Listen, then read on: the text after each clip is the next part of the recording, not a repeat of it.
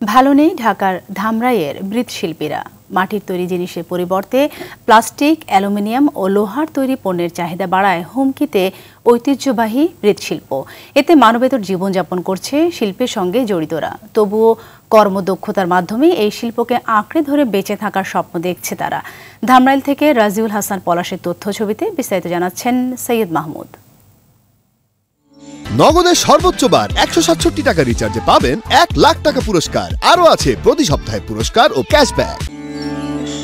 কেউ তৈরি করছে মাটির পুতুল, ঘোড়া, হাতি, খেলনা, কেউ আবার তৈরি করছে হাঁড়ি, পাতিল, থালা। আবার রং তুলি দিয়ে সেসব সামগ্রী দৃষ্টিনন্দন ও আকর্ষণীয় করে তুলছে কেউ কেউ। বিভিন্ন আকার ও শৈলীতে তৈরি হচ্ছে বাহারি সব পণ্য। ঢাকার অদূরে ধামরাইয়ের কুমারপল্লীতে যুগ যুগ ধরে মাটি দিয়ে বিভিন্ন নিত্য প্রয়োজনীয় পণ্য তৈরি করে আসছে তারা। মৃৎশিল্পীরা জানায় ৮০ দশকেও এই অঞ্চলের মানুষ মাটির তৈরি জিনিস ব্যবহার করত।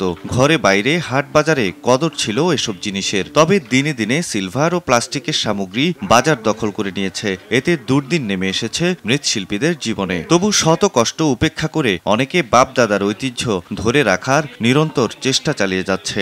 আমরা এই মালে পয়সা কম পাই, আমাকে ছেলে পেলেরা ভাগে দিছে না, মানে আমাকে খুব কষ্ট।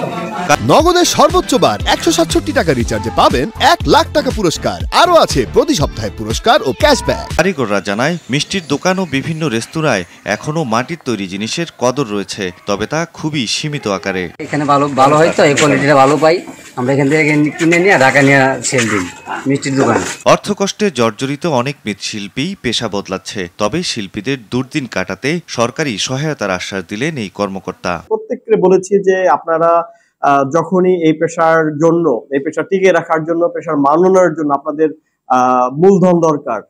আমরা সমাজসেবা অফিসার, সমাজসেবা অধিদপ্তর, সমাজসেবা অফিস আপনাদের পাশে আছে। সৈয়দ মাহমুদ, RTV।